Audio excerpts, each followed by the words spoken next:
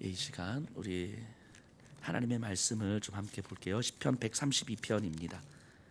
우리 불 좀 켜주세요.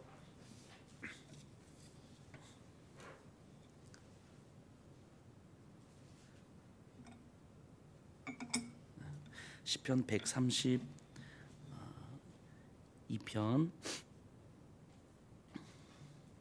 1절에서 6절까지 말씀을 우리가 한 절씩 교독하겠습니다. 1절에서 6절입니다. 여호와여, 다윗을 위하여 그의 모든 겸손을 기억하소서. 내가 내 장막집에 들어가지 아니하며 내 침상에 오르지 아니하고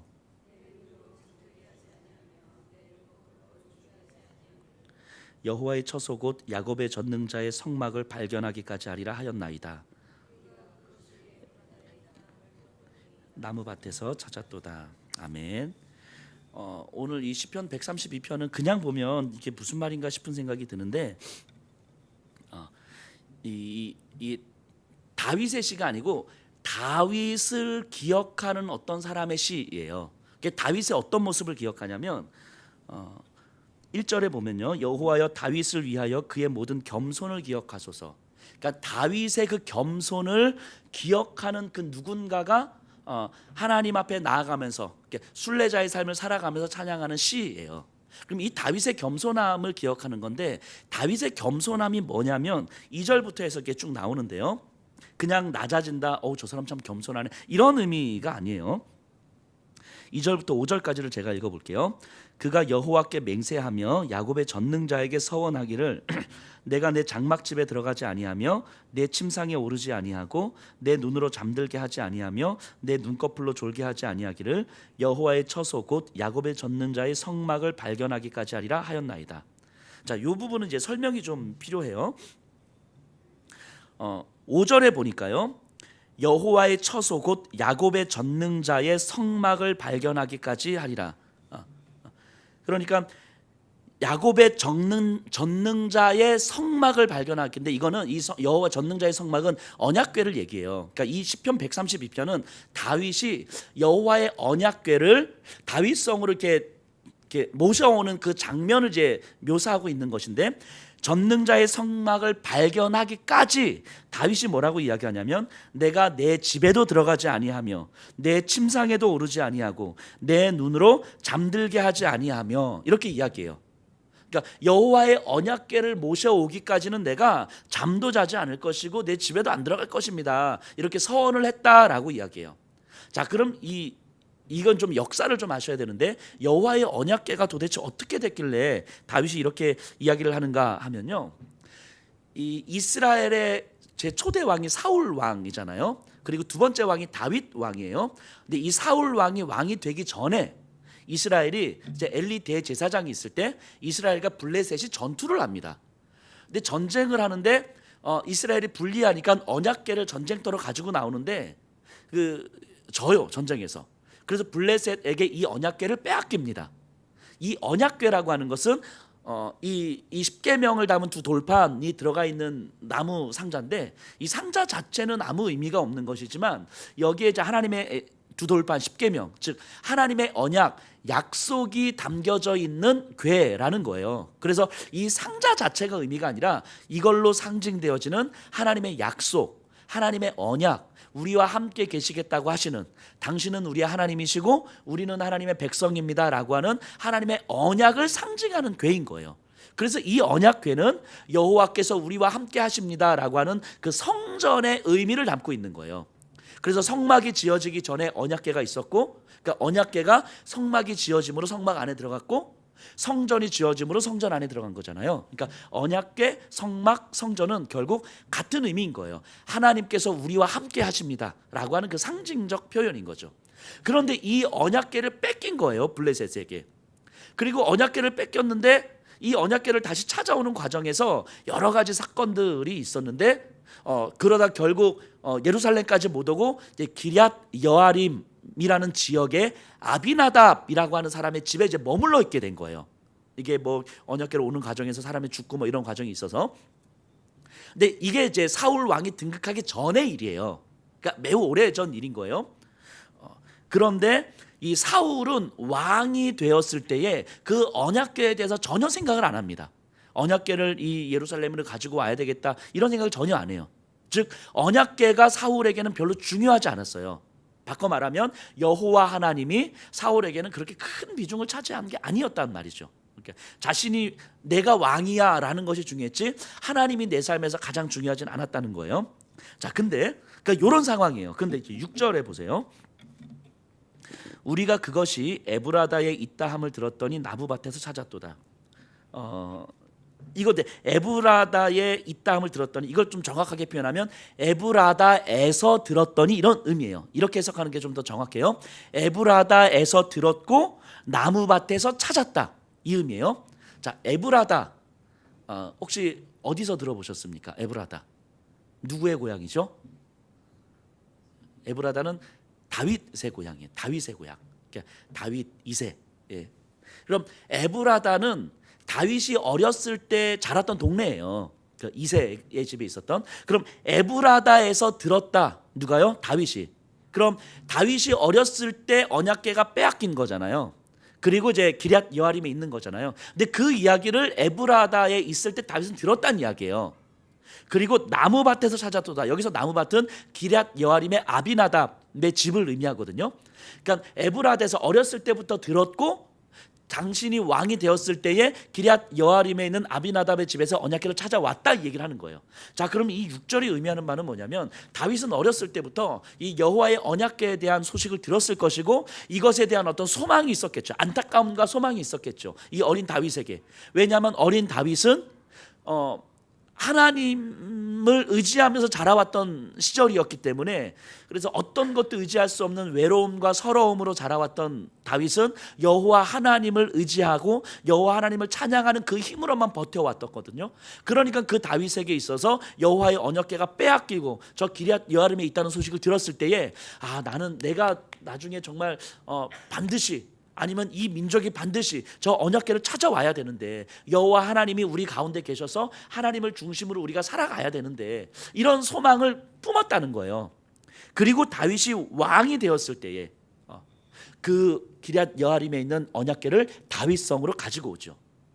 사무엘서에 보면 다윗이 언약궤를 가지고 올 때 장면을 묘사하고 있죠. 다윗이 막 너무 기뻐서 찬양하면서 춤을 추는데 옷이 내려가는 줄도 모르고 춤을 춘 거예요. 그 안에 미갈이 이제 이 왕의 채통을 지키시죠. 뭐 이렇게 이런 장면이 나오잖아요.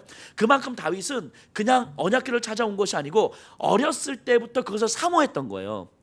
이 민족이 여호와를 버렸고 이 민족이 여호와로부터 멀어졌고 그래서 언약궤를 빼앗겼고 언약궤가 저기 있는데, 저 외지에 있는데 저 언약궤를 가지고 와야 되는데, 여호와 중심으로 다시 살아야 되는데, 이런 어렸을 때부터 이런 소망이 있었던 거죠. 그래서 왕이 되면서 바로 언약궤를 찾아오는 거예요. 바로. 그러니까 다윗에게 있어서 어렸을 때부터 이 언약궤가 너무 가득 채워져 있었던 거죠. 그리고 본인이 그럴 능력이 되었을 때는 가장 먼저 그걸 했단 말이죠. 그러면서 그 이상의 어떤 기쁨이 없을 정도로 막 기뻐하고 춤추며 찬양하는 이 모습인 거죠. 그래서 8절 9절에 보면요, 여호와여 일어나사 주의 권능의 궤와 함께 평안한 곳으로 들어가소서. 주의 제사장들은 의의 의를 옷 입고 주의 성도들은 즐거이 외칠지어다. 그래서 지금 다윗성으로 모셔오면서 주의 권능의 궤와 함께 평안한 곳으로 들어가소서. 물론 언약궤가 저 기럇 여아림에 있고 블레셋에 있다고 해서 여호와 하나님께서 뭐 천대받고 이런 건 아니시잖아요. 하나님은 여전히 하나님이신데, 그럼에도 불구하고 그 언약궤를 모시는 건 여호와 하나님 중심으로 살아가겠다라고 하는 그 고백인 것이고, 언약궤를 모셔오면서 정말 하나님 당신의 궤와 함께 이 평안한 곳으로 오십시오라고 이제 고백을 하고 있는 거죠. 그리고 주의 제사장들은 의의 옷을 입고 백성들은 즐거이 하나님을 찬송할 것입니다. 이거는 찬송한다, 예배드린다 이런 차원의 문제가 아니라 그들의 삶이, 이스라엘 백성들의 삶이 이제는 언약궤를 중심으로 여호와 하나님을 중심으로 살아간다는 걸 의미하는 거예요. 예배 시간에 열심히 찬양한다 이런 차원의 문제가 아니라 월화수목 금토일을 살아가는 우리의 삶에서 여호와 하나님을 찬양하는 삶을 살아가겠다라는 걸 얘기하는 거예요. 언약궤가 저 멀리 있었다는 이야기는 여호와 하나님을 기억하지 않는 삶을 살고 있다라는 의미고요. 그러니까 사울 왕 같은 경우는 여호와를 기억하지 않는 삶을 살고 있었다는 거예요. 근데 언약궤를 모셔왔다는 얘기는 이제는 여호와를 기억하는 삶을 살겠다라는 거예요. 아침에 일어나서 여호와 하나님을 생각하는 삶으로 아침을 시작하는 것이고, 누구 한 사람을 만났을 때 여호와를 기억하는 방식으로 이 사람을 만나는 것이고, 밤에 잠이 들 때에도 여호와를 기억하는 방식으로 오늘 하루를 마무리하고 잠이 들겠다라는 거예요. 이게 언약궤를 모셔오고 주님을 예루살렘으로 모시고 제사장들과 백성들은 즐거이 노래를 부르겠다라고 하는 거죠. 이 모습을 보면서 다윗의 겸손이다라고 이야기를 하는 거예요. 이 모습을 보면서. 자, 그럼 다윗의 겸손이라고 이야기했을 때는 이 시인은 정말 그 다윗의 삶에서 때로는 다윗도 부족했고 다윗도 무너질 때가 있었어요. 이렇게 다윗이 오늘날에 있었으면 전자발찌를 찰 정도로 이제 성범죄자였잖아요. 이렇게 전자발찌를 찼을 거예요. 이렇게 신상 공개도 이렇게 하고 막 그러지 않았을까요? 그리고 이 하나님께서 원하지 않는 인구 조사도 했고, 그러니까 여러 가지 무너지는 모습들이 굉장히 많았어요.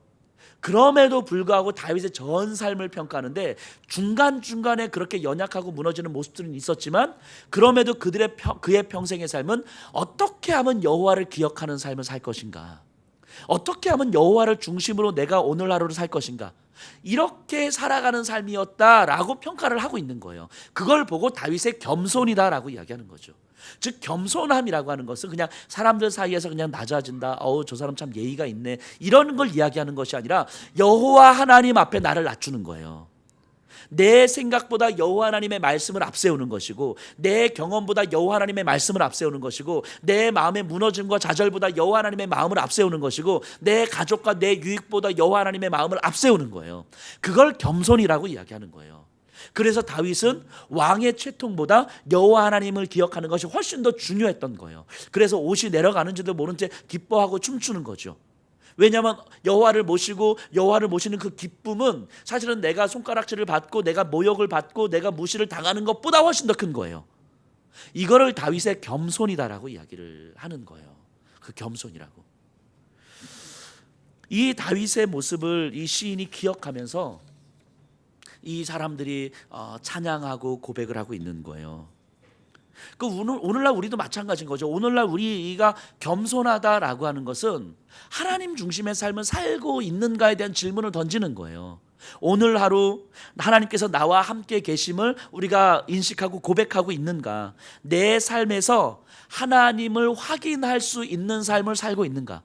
오늘 아침에 일어나서 이 자리에 오실 때까지 순간순간을 돌아보셔요. 그 순간순간에 내 삶 속에서 내 눈빛, 내 표정, 내 말, 내 마음, 내 감정, 내 행동 속에서 하나님이 나와 함께 계심이 드러났구나 라고 하는 삶을 살아오셨는지, 아니면 한 5시간 정도 탁 띄워놓고 마치 없는 것처럼, 그리고 이렇게 그렇지 하나님 계셨었지 이렇게 생각하고 있는 것인지, 그러니까 매일매일을 우리가 하나님이 나와 함께 계심을 내가 기억하는 방식으로 내 삶을 만들어가고 있는가. 그리고 그 하나님이 나와 함께 계심을 기억할 수 있는 거라면 다른 것은 내가 포기할 수도 있는 그런 삶을 내가 추구하고 있는가. 하나님은 나에게 그만큼 의미 있는 분이신가. 다윗에게는 하나님은 그만큼 의미 있는 분이셨어요. 자신의 왕의 채통도 포기할 만큼 큰 의미가 있으신 분이셨다고요. 하나님이 어떤 분이신지를 알고 있었던 거죠. 어린 시절부터 여호와의 궤를 모시기를 소망하면서. 오늘 우리에게 다시 한번 질문 던져봐야 되는 거죠. 오늘 우리에게 정말 하나님은, 예수님은 정말 어떤 분이신가? 어떤 분이신가? 아침에 눈 떠서 일어났을 때 하나님 감사합니다 아멘 기도했다가 밤에 잠이 들 때 하나님 오늘도 지켜주셔서 감사합니다, 딱 요 2번 이제 기억하는 분. 아니면 밥 먹어 하루 3끼 밥 드시니까 하루 3끼 이렇게 한 5번 그 정도이신지, 아니면 나에게 예수님은 내 생각을 끌고 가시는 분이고 내 마음과 감정을 끌고 가시는 분이고, 그래서 때로는 내가 부족하고 때로는 내가 넘어지지만 그럼에도 불구하고 예수님은 내가 넘어지고 내가 상처받고 내가 아프고 내가 절망하는 것보다 더 크신 분이기 때문에 그럼에도 불구하고 다시 주님 앞에 나가서 주님 앞에서 내가 다시 내 생각을 맞추겠습니다, 내 마음을 맞추겠습니다 라고 다시 돌아갈 수 있는 그런 분이신가 한번 돌아보셔야 돼요.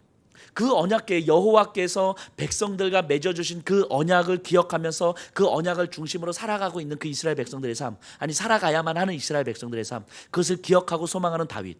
오늘 우리 한 사람 한 사람에게 하나님은 언약을 맺어 주셨잖아요. 십자가의 언약을 맺어 주셨잖아요. 우리 안에는 예수 십자가의 언약이 들어와 있잖아요. 그래서 우리에게는 내 힘으로 살아가는 것이 아니라 하늘의 소망으로 살아가는 거라고. 그리고 내가 너를 포기하지 않고 내가 너를 하늘의 소망으로 끌고 가고 있는 거라고 약속하셨잖아요. 그 약속이 우리에게는 있잖아요. 근데 그 약속이 우리의 삶의 저 한 귀퉁이에 그냥 기럇 여아림에 그냥 이렇게 귀퉁이에 있고, 우리 거의 대부분의 우리의 삶은 그 언약과 상관없이 그냥 살아가다가 가끔씩 생각날 때 하나님의 언약이 저기 있었지 이러고 있는 건 아닌지, 아니면 그 언약이 우리의 중심으로 와서 정말 내가 무엇을 결정하든지 무엇을 생각하든지 하나님의 나에게 십자가로 언약해 주신데 하나님의 언약이 나에게 있는데 이 언약에 근거했을 때 나는 어떻게 생각해야 되는 거지? 이렇게 판단해야 되는가? 이것을 끊임없이 우리가 묵상하고 있는지. 그래서 사도 바울이 그렇게 이야기했던 것처럼 내가 그리스도와 함께 십자가에 못 박혔나니 그런즉 이제는 내가 사는 것이 아니요 내 안에 계신 그리스도께서 사는 것이라. 이제 내가 육체 가운데 사는 것은 그 다음 뭐라고 표현됩니까? 나를 사랑하사 나를 위하여 자기 몸을 버리신 하나님의 아들을 믿는 믿음으로 내가 사는 것이라, 이렇게 이야기하는 거예요. 나를 사랑하사 나를 위하여 자기 몸을 버리신 하나님의 아들을 믿는 그 믿음으로 내가 오늘을 사는 것이다, 이렇게 이야기한다고요. 내가 살아가는 힘은 거기에 있다고 이야기하는 거예요. 거기에 있다고. 그럼 그걸 기억해야 되는 거잖아요. 그걸 생각해야 되는 거잖아요. 내가 오늘을 살아가는 힘은 거기에 있는 거라고 생각을 하고 거기서 내 삶의 힘을 얻어야 되는 거잖아요. 근데 정말 우리 질문 던져봐야 되는 거죠. 그러고 있는지 질문 던져봐야 되는 거죠. 거기서 힘을 얻고 있는 건지, 진짜 그것이 오늘 나를 살게 했던 이유였었는지, 오늘 내가 어떤 것들을 결정했을 때 그로부터 이유를 찾아냈었는지 한번 질문을 던져봐야 되는 거죠. 나를 사랑하사 나를 위하여 자기 목숨을 버리신 하나님의 아들을 믿는 그 믿음으로 오늘을 내가 살았습니다, 주님. 이렇게 고백할 수 있어야 되는 거잖아요. 그리고 이렇게 고백하기 위해서는 우리 안에 있는 그 십자가의 언약을 끄집어내야 되는데, 끄집어내려면 결국 우리는 말씀과 기도의 자리에 있어야 되는 것이고, 그래서 우리의 삶에 기도가 없으면 사실은 이 십자가의 언약을 끄집어낼 수가 없는 거예요. 기도가 없으면 깊이 우리의 마음을 하나님 앞에 올려드린 이 기도가 없으면 이 십자가의 언약을 우리가 끄집어낼 수가 없다고요. 기도를 하지 않으면서 우리가 신앙생활을 하겠다라고 하는 건 사실은 밥 안 먹고 배부르겠다는 이야기하고 똑같은 거라고요. 진짜로요. 이건 농담이 아니에요. 밥 안 먹고 배부른 거하고 똑같은 거라고요. 기도를 하지 않고 우리가 신앙생활을 한다는 건. 우리 정말 돌아보셔야 되는 거예요. 이 월화수목금토 일을 살아가시면서 정말 우리가 하나님 앞에 정말 마음을 드릴 수 있는 그 기도의 시간이 얼마나 있는지, 그냥 아침에 일어나서 밤에 잘 때 밥 먹을 때 하는 그런 기도 말고 정말 하나님 앞서 내 마음을 드릴 수 있는 이 기도의 시간이 얼마나 있는지. 그냥 기도의 자리에 앉아 있긴 해야 될 것 같아서 잠깐 앉아 있다가 하나님 이런 어떤 자리 채우기 이런 거 말고 진짜 내 마음을 하나님 앞에 드릴 수 있는 그 기도의 시간이 얼마나 있는지. 이 기도의 시간을 갖지 못하면 십자가의 언약을 끄집어낼 수가 없어요. 십자가의 언약을 끄집어낼 수가 없으면 그 십자가의 언약이 내 삶을 만들어가질 않는다고요. 그럼 결국 우리의 삶에서 하나님의 언약은 저 기럇 여아림에 있는 거하고 똑같은 거예요. 그리고 그냥 그것이 있는지 상관없이 그냥 사울은 이스라엘 왕으로 살아갔던 거죠. 그 삶이랑 똑같은 거라고요. 정말 우리 질문 던져봤으면 좋겠습니다. 우리가 기도하는 가운데 정말 기도하는데 너무너무 마음이 아프고 하나님 앞에 죄송해서 가슴을 찢으면서 막 통곡하면서 울었던 적이 정말 언제였던가? 눈물을 흘리면서 하나님 앞에 죄송하다고 고백했던 적이 언제였던가? 이렇게 변화되지 않는 나를 바라보면서 하나님은 얼마나 마음 아프실까? 막 정말 통곡했던 적이 언제였던가? 내 안에 정말 나도 회복하고 싶은 이 마음들이 있는데 이 회복하고 싶은 마음들이 안 돼서 이것 때문에 하나님 막 올려드리기 위해서 안타까워했던 적이 언제였던가? 이런 기도의 자리가 없는데 어떻게 우리 마음이 회복이 되냐고요. 우리의 상처가 어떻게 회복이 되냐고요. 우리 무뎌졌던 마음이 어떻게 일어나냐고요. 이렇게 기도하는 자리가 없으면. 우리 정말 하나님 앞에 진지하게 다시 서십시다. 다윗이 언약궤를 모셔오기를 그렇게 간절하게 소망했던 것, 그래서 왕이 되자마자 그것을 할 수밖에 없었던 것, 이것을 다윗의 모든 겸손이라고 이야기한다면 우리의 삶이 이러해야 되는 거죠. 우리의 삶이 하나님 앞에서 겸손해야 되는 거잖아요. 정말 우리 하나님의 그 언약으로 우리가 살아갈 수밖에 없다는 것 우리 기억하십시다. 그리고 정말 기도하십시다. 정말 기도하십시다. 진짜 기도하십시다. 진짜 우리 매일매일 우리 정말 시간 내서 기도하십시다. 하나님 앞에 가슴 찢으면서 기도하십시다. 우리 좀 기도할까요?